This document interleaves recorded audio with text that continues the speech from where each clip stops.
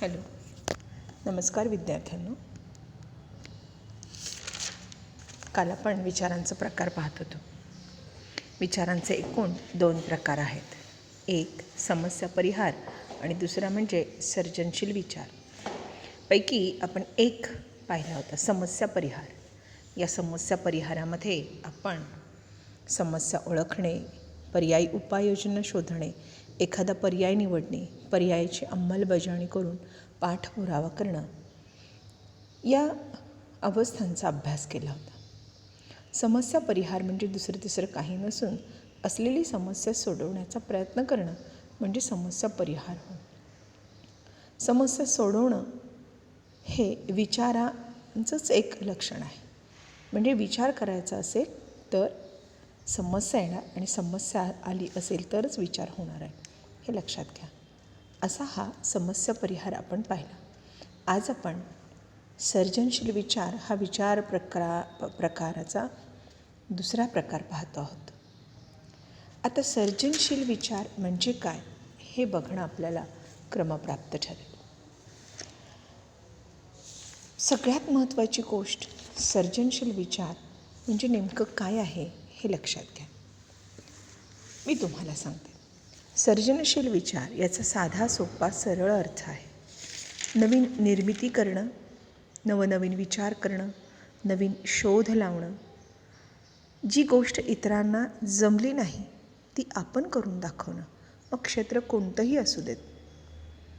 त्या क्षेत्रात नाविन्यपूर्ण जी गोष्ट आपण करू त्याला आपण सर्जनशील विचार म्हणणार आहोत. फरक इतकाच की ज्या गोष्टी समाजमान्य आहेत, चांगल्या आहेत, त्यांनाच आपण सर्जनशील विचार असं म्हणूयात. ज्या गोष्टी समाजाला घातक आहेत पण तुम्ही त्या शोधल्या आहेत, त्या सर्जनशील विचारात येत नाहीत, हे लक्षात घ्या.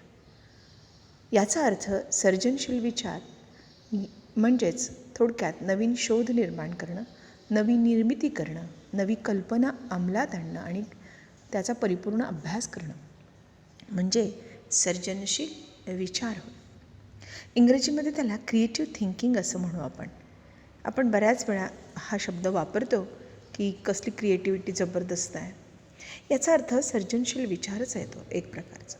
आणि म्हणून त्या दृष्टीनं आपल्याला छानपैकी या सगळ्या गोष्टींकडे पाहावं लागणार आहे. ज्या विचारांद्वारा नवीन व उपयोगी नियम किंवा वस्तू निर्माण होऊ शकतात अशा विचारांना सर्जनशील विचार असं म्हणतात.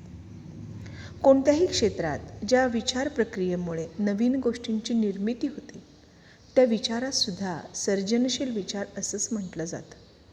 मग क्षेत्र कोणतंही असू दे, ज्या क्षेत्रात विचार प्रक्रियेमुळे नवीन गोष्टींची निर्मिती होते त्या विचाराला सर्जनशील विचार असं म्हणतात. शास्त्रज्ञ, लेखक, कवी, गायक, वादक, चित्रकार, नर्तक हे सर्व आपापल्या क्षेत्रात काहीतरी वेगळी निर्मिती करतात. बघा, मी किती क्षेत्र म्हणाले, कारण मी काय म्हटलं तुम्हाला, कोणत्याही क्षेत्रात नवनिर्मिती करणं, नवीन गोष्टीची निर्मिती करणं म्हणजे काय आहे, सर्जनशीलता आहे. म्हणून मी उदाहरण काय दिलं, शास्त्रज्ञ असेल, लेखक असेल, कवी असेल, गायक असेल, वादक असेल, चित्रकार असेल, नर्तक असेल, आणखीन खूप साऱ्या उदाहरणं आपल्याला देता आहेत. हे सर्व आपापल्या क्षेत्रात काहीतरी वेगळी निर्मिती करतात. तेव्हा त्या क्षमतेला आपण सर्जनशीलता असंच म्हणतो. सर्जनशीलतेत संपूर्ण नव्या कल्पनांचा जन्म होत असतो. किंवा आपण असंही म्हणूयात की जुन्या कल्पनांना नवीन रूप देण्याचा प्रयत्नही केला जात असतो. जगाकडे वेगळ्या दृष्टीनं पाहणे, नाविन्याचा शोध घेणं, असंबंधित वाटणाऱ्या घटकांमधील संबंध शोधणं आणि समस्या सोडवणं ही सर्जनशीलतेची खरं तर वैशिष्ट्यच आहे. बघा, वास्तुकला, शास्त्रज्ञ, संगीतकारांनी निर्माण केलेल्या स्वररचना, वैज्ञानिकांनी निर्माण केलेली यंत्र, संशोधकांनी लावलेले वेगवेगळे शोध हे सर्व सर्जनात्मक विचारांचेच परिणाम आहेत. प्रत्येक व्यक्तीच्या मनात काही ना काही नवीन कल्पना किंवा युक्त्या येतच असतात.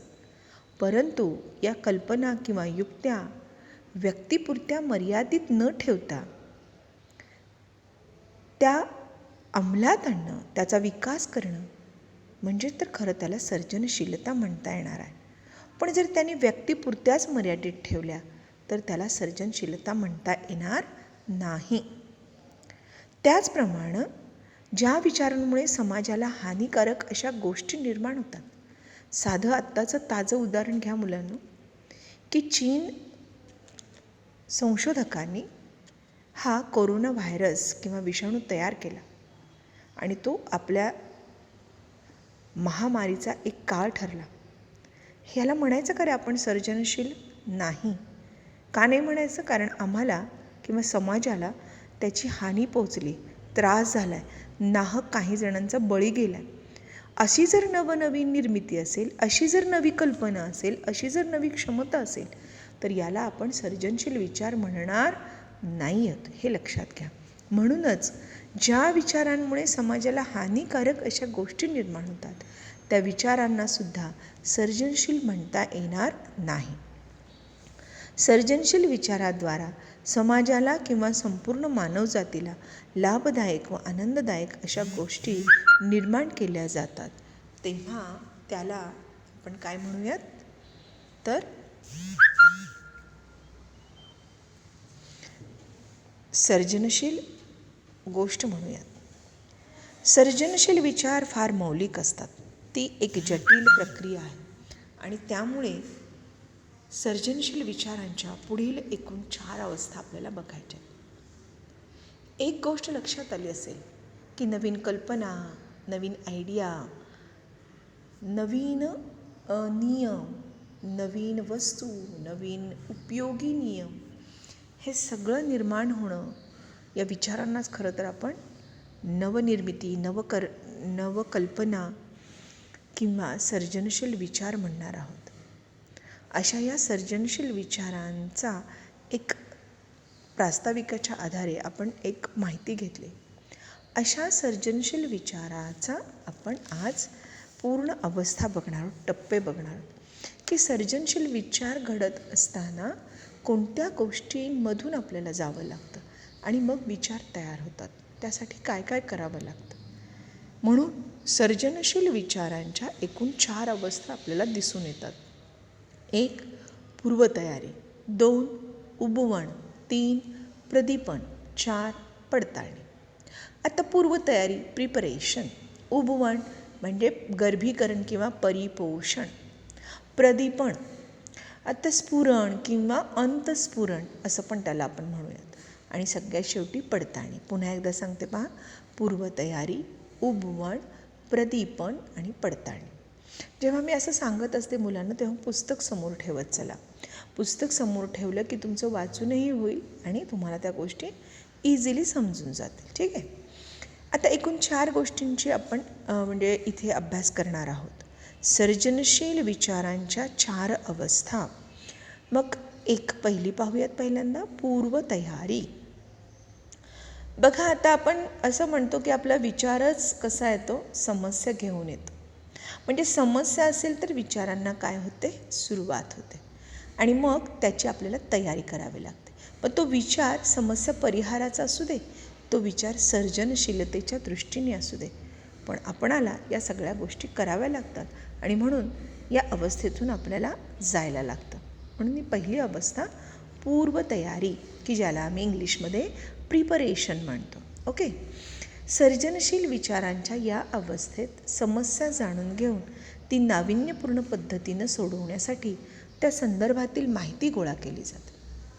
बघा, सर्जनशील विचार अचानक कधीही निर्माण होत नाहीत. समस्या नाविन्यपूर्ण पद्धतीने सोडवण्यासाठी अनेक उपाय वापरून आधी पाहिले जातात. काही उपाय आपल्या उपयोगाचे नसतील तर ते सोडूनही दिले जातात. या अवस्थेत म्हणजे या पूर्वतयारीच्या अवस्थेत कोणताही लक्षणीय प्रगती आपणाला दिसून येत नाही. उदाहरणात द्यायचं झालं तर जर एखाद्या कवीला चित्रपटासाठी नवीन गाणं लिहायचं आहे, बरोबर, तर त्याला लिहायचं असेल तर तो काय करेल, पूर्वतयारी करेल. मग पूर्वतयारीत तो काय करेल, गाण्यासंबंधी विचार मंथन करेल, चर्चा करेल, वाचन करेल, काही गेलेले अनुभव तो आठवून पाहिल स्वतःचे, आणि मग त्याला त्यात काही समस्या आली असेल का, आणखीन पब्लिकला काय हवं आहे, कोणत्या गाण्याला पब्लिक लाईक देऊ शकेल, त्याला ते आवडेल, या सगळ्या गोष्टींची तो काय करेल, अभ्यासून बघेल. या समस्या नाविन्यपूर्ण पद्धतीनं सोडवण्यासाठी उपयुक्त ठरणारी कोणती गोष्ट आहे ती गोष्ट तो करण्याचा काय करेल, प्रयत्न करेल. म्हणजे किती टप्प्याने तो गेला पहा.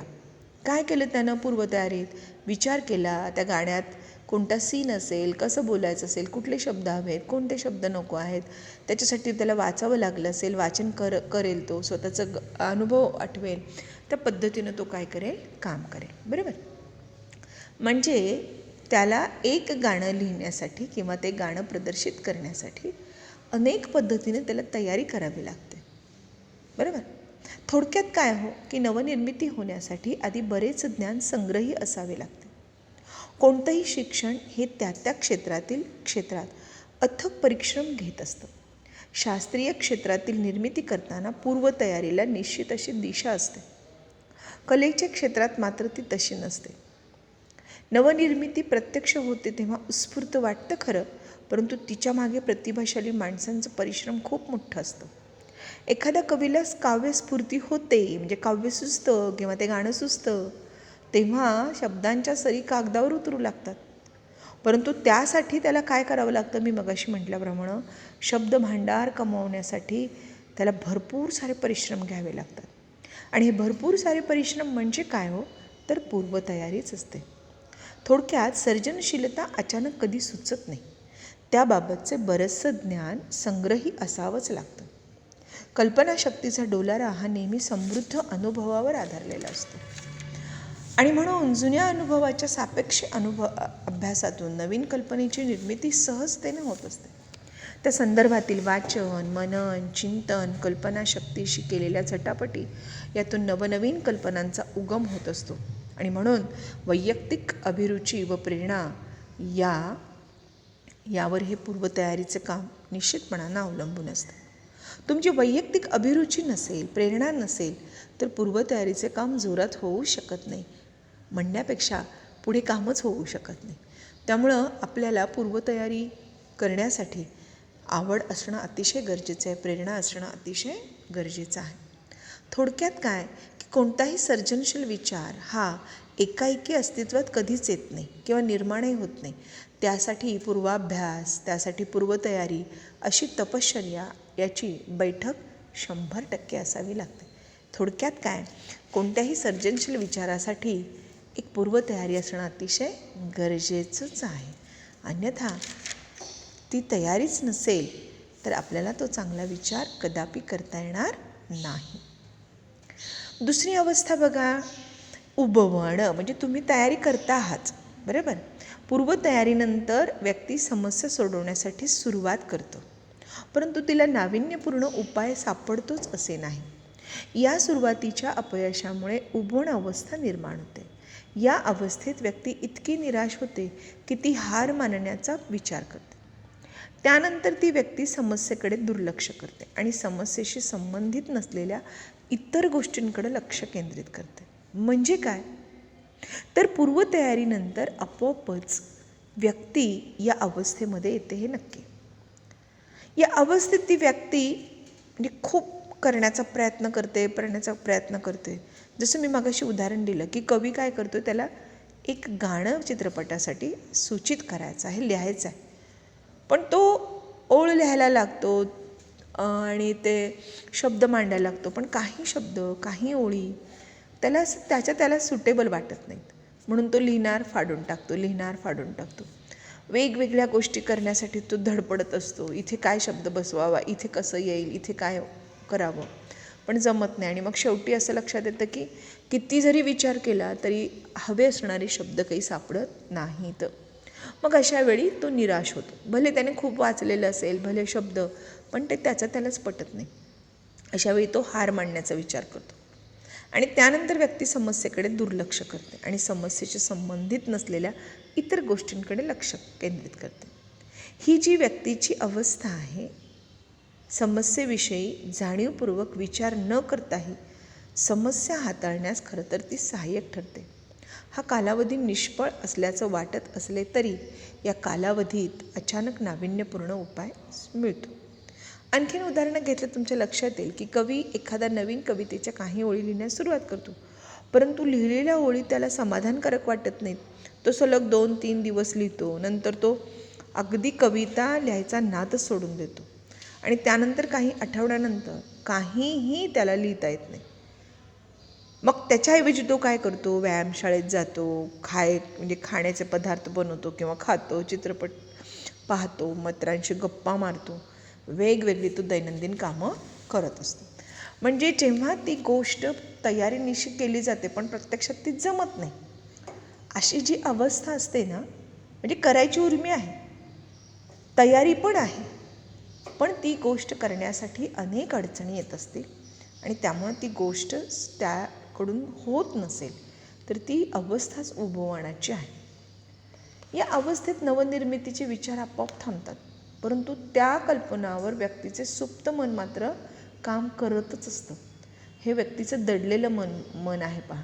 म्हणजे आपल्याला वाटत असतं की आपण ती गोष्ट करत नाही आहे, पण कुठेतरी मन त्याचं काय घेत असतं, शोध घेत असतं. वरवर पाहता तिची समस्येबाबतची प्रगती अवरुद्ध, थंड झाल्यासारखे वाटते, बंद झाल्यासारखे वाटते. असं दिसलं तरी अदृश्य स्वरूपात ती चालूच असते. नकळतपणे त्या अवस्थेचे विचारमंथन सुरूच असते. उदाहरणच घ्यायचं झालं तर कोंबडी ज्याप्रमाणे आपलं अंड उबवत असते त्याचप्रमाणे मनाच्या खोल गाभाऱ्यात आपणही विचार करत असतो. म्हणजे अंडी कोंबडीला उचलणं आणि अंडी बघितली तर आपण अंडी उबवली जात असताना बाहेरून कसलीही हालचाल आपल्याला दिसत नाही, पण आतल्या आत मात्र पिलांची वाढ होतच असते. अगदी याच धर्तीवर आपल्याला आपल्या विचार प्रक्रियेचा कल्पनेवर आपले सुप्त मन विचार करीत असतं. अनेकदा प्रयत्न करूनही यश न आल्याने व्यक्ती कंटाळून सगळे प्रयत्न सोडून स्वस्थ बसते. इतकेच नव्हे तर दुसरेच काही किरकोळ काम करीत असते. हीच ती त्याची परिपोषणाची किंवा उबवणाची अवस्था. म्हणजे काय मुलांना थोडक्यात, की या अवस्थेमध्ये व्यक्ती खूप तयारी करतो, समस्या सोडवण्याचा प्रयत्न करतो, पण त्याला सगळे उपाय सुचतातच असे नाही. अशा वेळी त्या गोष्टींकडे तो दुर्लक्ष करतो. याला काय म्हणतात, उबवण असं म्हणतात. मात्र मनातल्या मनात त्याची उजळणी मात्र चालूच असते, हे लक्षात घ्या. ठीक आहे. तिसरा आणि महत्त्वाचा, प्रदीपण. आता प्रदीपण म्हणजे काय तर स्फुरण. बघा, उबवणीनंतर अचानक एक प्रकाश चमकावा त्याप्रमाणे नाविन्यपूर्ण उपाय व्यक्तीच्या डोळ्यासमोर येतो आणि त्यामुळे व्यक्ती खूप उत्साहित होते, आनंदित होते. येस, मला जे पाहिजे होतं ते मिळालं. म्हणजे जसं आपण मगाशी म्हटलं की पहिल्यांदा तो पूर्वतयारी करतो, कवी काय करतो, कवी शब्दांचं भांडार शोधतो, सगळं त्याच्याकडे असतं. मग उबवणात आपण काय पाहिलं की कवीला काही शब्द ज्या ठिकाणी पाहिजे त्या ठिकाणचे सापडत नाहीत किंवा ते त्याला योग्य वाटत नाहीत किंवा ते त्याला स्टँडर्ड वाटत नाहीत. अशा वेळी तो त्या सगळ्या गोष्टी करायचं थोडा वेळ बंद करतो, पण डोक्यात त्याच्या ते विचार इतर कामं चालू असतानासुद्धा असतात. आणि प्रदीपण या अवस्थेमध्ये अचानक उबवणीनंतर प्रकाश चमकावा त्याप्रमाणे नाविन्यपूर्ण उपाय छानपैकी व्यक्तीच्या डोळ्यासमोर येतो आणि त्यामुळे व्यक्ती खूप उत्साहित होतो. नाविन्यपूर्ण कल्पनेने विस्कळीत वाटणारे भाग किंवा असंबंधित तुकडे चपखलपणे एकत्र येतात व मिळालेला उपाय जवळजवळ बरोबरच आहे, समस्येवर नाविन्यपूर्ण उपाय शोधल्याचे समजल्यामुळे व्यक्ती या अवस्थेत अत्यानंद होते. म्हणजे जे पाहिजे ते झटकन सापडतं, अचानक स्फुरतं, अचानक आठवतं. त्यालाच तर मुलांना प्रदीपण म्हणायचं. जी गोष्ट थांबली होती, जी गोष्ट थंड झाली होती, थंड म्हणजे थंड गरम तसं म्हणू नका, बरोबर, ज्या गोष्टीमध्ये कुठलाही रिस्पॉन्स येत नव्हता, ती समस्या सोडवली जात नव्हती, अचानक ती समस्या काय होते आहे, सोडवली जाते. अशा वेळी आपण सगळ्यांनी लक्षात ठेवायचं आहे की त्यावेळी जे स्फुरलं, त्यावेळी जे आठवलं त्याला आपण काय म्हणूयात, प्रदीपण म्हणूयात. उदाहरणार्थ, व्यक्ती ज्या ओळी सुचवण्यासाठी अनेक आठवडे धडपड करत होती त्या ओळी तिला अचानक आठवल्या, अचानक सुचल्या आणि येस, माझं काम झालं. त्यामुळे व्यक्तीच्या तोंडून आहा यासारखे उद्गार जर बाहेर पडू शकतात. म्हणजे थोडक्यात जे हवं ते त्यावेळी सापडतं, त्याला म्हणायचं प्रदीपण, ती नवी कल्पना, ती नवी युक्ती, ती नवी निर्मिती, ती प्रत्यक्षात व्यक्तीसमोर असते आणि त्यामुळं अत्यानंदित होते, एवढं मात्र नक्की. परिपोषण किंवा उबवण या अवस्थेत नकळतपणे विचार मंथन हे चालूच असते. बऱ्याच वेळा विचार केल्यानंतर आपल्याला हवे ते उत्तर नेमके स्फुरते आणि झटकन त्याचा उच्चार केला जातो. बाहेर पडलेले उद्गार हे त्या समस्येचे उत्तरच असते. काही प्रतिभावंत, वैज्ञानिक, विचारवंत आपापल्या क्षेत्रात दीर्घकाळ विचार करीत असतात. एका अचानक क्षणी त्यांना हवी ती कल्पना स्फुरते आणि असे स्फुरण म्हणजेच नवनिर्माणीसाठीची आवश्यकता आहे. बघा, आर्किमिडीजला सुद्धा म्हणजे या शास्त्रज्ञाला असंच स्फुरलं होतं, असंच प्रदीपण झालं होतं, असंच अंतस्फुरण झाल्याची आपल्याला गोष्ट माहिती आहे. त्यानं आपल्या प्रयोगशाळेत अनेक वेळा वेगवेगळ्या रचना केल्या, निरीक्षणं केली आणि असा एक क्षण आला की जेव्हा तो अत्यानंदाने ओरडला, युरेका युरेका असं ओरडायला लागला. असं ओरडणं म्हणजे हवे ते उत्तर सापडल्याचं ते उद्गार होतं. थोडक्यात ती नवनिर्माण होती, नवकल्पना होती. आणि म्हणून हा प्रदीपण हा सगळ्यात तिसरा महत्त्वाचा टप्पा आहे की जिथे हवी ती गोष्ट तुम्हाला सापडलेली असते. त्यामुळे व्यक्ती अर्थातच अत्यानंदाने डोलते, एवढं मात्र खरं, कारण त्याला जे हवं आहे ते उत्तर सापडलेलं असतं. जी समस्या आहे ती त्याची सुटलेली असते आणि ती एकदम एक्झॅक्ट सुटलेली असते आणि त्यामुळं त्याला त्याचा आनंद हा 100% होतच असतो. चौथी आणि महत्त्वाची जी अवस्था आहे तिला आपण पडताळणी म्हणूयात. प्रदीपणा अवस्थेनंतर किंवा त्या अत्यानंदानंतर जो नाविन्यपूर्ण उपाय कल्पना सुचली आहे त्याची पडताळणी घेणं आवश्यक आहे. म्हणजे जे केलेलं काम आहे ते बरोबर आहे की चूक आहे, यालाच आपण पडताळणी म्हणणार आहोत. बऱ्याच वेळा नाविन्यपूर्ण उपायात केवळ काही किरकोळ बदल अपेक्षित असतात, परंतु क्वचित प्रसंगी पूर्वतयारी ते पडताळणी ही प्रक्रिया आयुष्यभरासाठी सुरू असते. उदाहरणार्थ पुन्हा त्या कवीचं उदाहरण घेऊयात की कवी त्याला सुचलेली नवीन कविता कागदावर लिहितो, कवितेतील ओळी पुन्हा पुन्हा वाचतो आणि एखादा शब्द ओळ बदलण्याची त्याला आवश्यकता आहे का हे तो तपासून पाहतो. तपासतो याचा अर्थ काय असतं? पडताळणी असते. या सर्वात शेवटच्या अवस्थेस प्रचिती किंवा पडताळा असंही म्हणतात.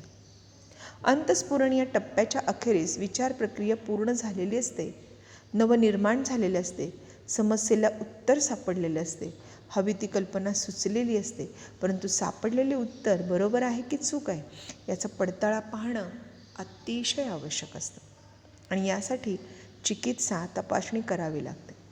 आपले उत्तर चुकीचे असेल तर पुन्हा एकदा नव्या जोमानं उत्तर शोधण्याचं कार्य सुरू करावं लागतं.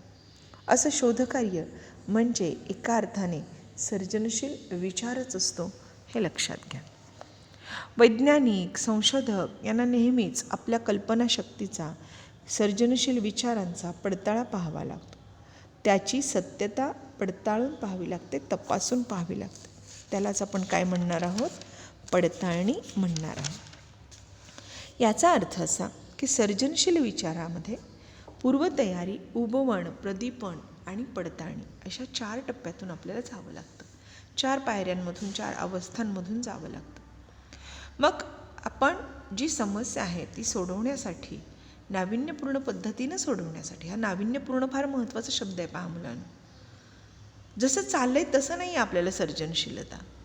इतरांपेक्षा वेगळा विचार आहे, इतरांपेक्षा वेगळी निर्मिती, इतरांपेक्षा वेगळे क्रिएटिव्ह आहे ना ते. म्हणून नाविन्यपूर्ण पद्धतीने सोडवण्यासाठी पूर्वतयारी करावी लागते. ती पूर्वतयारी झाल्यानंतर त्याची उबवण करावी लागते. जसं मी मगाशी तुम्हाला म्हटलं ना, कोंबडी ज्याप्रमाणे अंडे उबवत असते, वरून काही दिसत नाही पण आत मात्र खोल खोल मनाच्या गाभाऱ्यात छानपैकी त्याची उबवण सुरू असते. तसंच जसं कोंबडीचं उदाहरण दिलं तसं माणसाच्या मनात पण हे चाललेलं असतं. आणि उबवण या प्रक्रियेमध्ये अवस्था थंड जरी दिसत असली, शांत दिसत असली, तरीसुद्धा वरवर पाहता अवरुद्ध झाल्यासारखी वाटली तरीसुद्धा अदृश्य स्वरूपात मात्र तिचं परिपोषण हे चालूच असतं. आणि ज्यावेळी परिपोषण पूर्ण होईल, अचानक एखादा प्रकाश चमकावा त्याप्रमाणे प्रदीपण होतं, अंतस्फुरतं किंवा स्फुरण होतं. ती गोष्ट अचानक आपल्याला पाहिजे ती आठवते, सुचते आणि अगदी ती पाहिजे त्या पद्धतीनं सुचल्यामुळेच अतिशय आनंद होतो. ही आनंदाची बाब पडताळून पाहिली जाते. जे काही आपल्याला सुचलेलं आहे, जे काही आपलं नाविन्यपूर्ण आहे, जो काही उपाय आपल्याला मिळालेला आहे प्रत्यक्षात, तो पडताळणीनुसार चूक आहे की बरोबर आहे हे पाहिलं जातं. आणि जेव्हा असं लक्षात येतं की ही गोष्ट बरोबर आहे, तेव्हा ती स्वीकारली जाते आणि तो विचार मांडला जातो. म्हणून त्यांना आपण काय म्हणूयात? सर्जनशील विचार असं म्हणूयात. अशी ही सर्जनशील विचाराची क्रिया आज आपण इथे पाहिली आहे. एकूण भाग किती? 4 अवस्था. सर्जनशील विचार म्हणजे मी तुम्हाला काय सांगितलं? ज्या विचाराद्वारा नवीन उपयोगी नियम किंवा वस्तू निर्माण होऊ शकतात, अशा विचारांना सर्जनशील विचार असं म्हणतात. बरोबर? सर्जनशीलतेत संपूर्ण नव्या कल्पनांचा जन्म होतो आणि जुन्या कल्पनांना नवीन रूप देण्याचा प्रयत्न होत असतो. मग तुमच्यासमोर खूप साऱ्या जुन्या गोष्टी, त्यांना नवीन कसं केलं पहा. अगदी मोबाईल बघा, म्हणजे फोन बघा आधीचा, नंतर फोनमध्ये पुन्हा नवी निर्मिती झाली, छोटा मोबाईल आला, त्याच्यानंतर परत नवी निर्मिती आली, कॅमेराचा मोबाईल आला आणि आत्ताची नवीन निर्मिती की खूप सारे ऑप्शन्स तुम्हाला मोबाईलमध्ये दिसून येतात. मोबाईलच आहे पण नवनिर्मिती इतरांपेक्षा कसे आहेत ते मोबाईल वेगळे आहेत, हे लक्षात घ्या. हा शोध आहे मुलांनो. हर एक गोष्टीचा विचार करा, तुमच्या लक्षात येईल. क्रिएटिव्हिटी हे सर्जनशील विचार आहे. बरोबर? अगदी कोणत्याही गोष्टींचा विचार करा तर तुम्हाला त्याच्यामध्ये क्रिएटिव्हिटी दिसेल. आणि हे सगळं करण्यासाठी त्यांना पूर्वतयारी करावी लागली असेल. उबवण, प्रदीपण आणि पडताळणी या सगळ्या गोष्टींमधून सर्जनशील विचारांची निर्मिती होत असते, हे तुमच्या लक्षात आलं असेल. बरोबर? बघा मुलांनो, आपण या 2 तासांमध्ये एकच भाग पाहिला, तो म्हणजे विचारांचे प्रकार. तर पहिला विचारांचा प्रकार समस्या परिहार आणि दुसरा सर्जनशील विचार. तर हे मुलांनो लक्षात घ्या की प्रश्न कसे विचारले जातील. ठीक आहे? तर प्रश्नांमध्ये तुम्हाला विचारांचे प्रकार सांगा असा मोठा प्रश्न आला तर दोन्ही प्रश्न तुम्हाला सोडवावे लागणार आहेत. एक म्हणजे समस्या परिहार आणि दुसरा म्हणजे सर्जनशील विचार. ओके? जर का तुम्हाला असं वाटलं की समस्या परिहार हा फक्त आणि फक्त असा प्रश्न विचारला तर एकूण 4 टप्पे तुम्हाला लिहिता आले पाहिजेत. म्हणजे समस्या परिहार नेमकं प्रॉब्लेम सॉल्विंग काय आहे त्याची माहिती द्यावी लागेल. आणि मग त्या पायऱ्या: समस्या सोडवणे, पर्यायी उपाययोजना शोधणे, एखादा पर्याय निवडणे, पर्यायाची अंमलबजावणी करून पाठपुरावा करणे. ठीक आहे? दुसरा प्रश्न असा विचारला, सर्जनशील विचारांच्या अवस्था सांगा. तेव्हा सर्जनशील विचार म्हणजे काय हे तुम्हाला सांगावं लागेल आणि सर्जनशील विचाराच्या 4 अवस्था तुम्हाला द्याव्याच लागतील. मग एकूण 4 अवस्था कोणत्या? पूर्वतयारी, उबवण, प्रदीपन आणि पडताळणी. बरोबर? मग पूर्वतयारी, उबवण, प्रदीपन आणि पडताळणी या 4. आता दोन्हीमध्ये हे जे 4 पॉईंट्स आहेत ते तुम्हाला कव्हर करता आले पाहिजेत. जेव्हा तुम्ही ते कव्हर कराल तेव्हा तो प्रश्न तुमचा पूर्ण होणार आहे. म्हणजे प्रश्न अगदी मोठा पण विचारला जाऊ शकेल, छोटा पण विचारला जाऊ शकेल. कसाही विचारला तरी तो तुम्हाला व्यवस्थितरित्या लिहिता आलाच पाहिजे. बघा मुलांना, आपण प्रकरण 4 बघतो आहोत. आणि बोधात्मक प्रक्रिया. बोध होण्यासाठी आपल्याला 4 गोष्टींची गरज आहे, म्हणजे पुस्तकाप्रमाणे. बरोबर? खूप साऱ्या गोष्टी तुम्हाला मी सांगितल्या आहेत बोधात्मक याच्यामध्ये. अवधान, वेदन, संवेदन, अध्ययन, स्मरण, विस्मरण, विचार करणे, समस्या सोडवणे, तर्क करणे, निर्णय घेणे, वेगवेगळ्या प्रकारची उदाहरणं आपण पाहतो. या धड्यामध्ये आपण अवधान, संवेदन आणि विचार प्रक्रिया या 4ही गोष्टींचा अभ्यास केलेला आहे. येणाऱ्या तासाला आपल्याला अध्ययन पाहायचं आहे. बरोबर? म्हणजे एकूण 4 भाग: अध्ययन, संवेदन, विचार प्रक्रिया आणि अवधान. पैकी 3 भाग आपले झालेले आहेत: अवधान, संवेदन, विचार प्रक्रिया. 4था भाग आपला अध्ययन आहे. तर त्या अध्ययनाचा भाग आपण पुढच्या येणाऱ्या तासाला नक्की पाहणार आहोत. तर कृपया या सगळ्या गोष्टींचा विचार करा आणि इथे विचार प्रक्रिया आपली संपते आहे हे पण ध्यानात घ्या. ठीक आहे. जोपर्यंत आपण पुस्तकांचा अभ्यास करत नाही तोपर्यंत तुम्हाला ती गोष्ट समजणार नाही. ज्यावेळी लेक्चर वाचायला घ्याल मुलांनो त्यावेळी तुमच्या मोबाईल PDF पाठवलेलं आहे पुस्तकाचं तेही एकदा कन्फर्म करा आणि त्या दृष्टीनं अभ्यासाला लागा. ठीक आहे. काही अडचण आली असेल तर फोन करा. ओके. आता काही अडचण नसावी असा अंदाज करून आपण इथेच थांबूयात. उद्या अध्ययन बघूयात. ओके.